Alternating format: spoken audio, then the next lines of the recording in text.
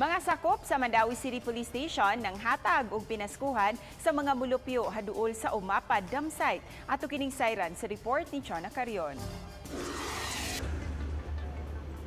Usa ka semana na lang Pasko na ang kapulisan sa Dakbayan sa Mandawi mitunol og sayong pinaskuhan. Girumbo sa kapulisan aron hatagan og pinaskuhan ang mga pamilya nga ninimuyo duol sa Umapa Dam Site. Tagsa-tagsa nilang gibisita ang mga panimay sa beneficiaries. Sagad sa panginabuhian sa mga beneficiary, mao ang pagpamasura. Gibadabanang usa ka gatos ka pamilya ang nahatagan og bugas lakip na ang grocery items alang sa ilang Noche Buena. Mato ni Chief Inspector Mercy Villaro, ang spokesperson sa MCPO, nga angay lang nga hatagan sila bisan ginagbay lang nga pinaskuhan.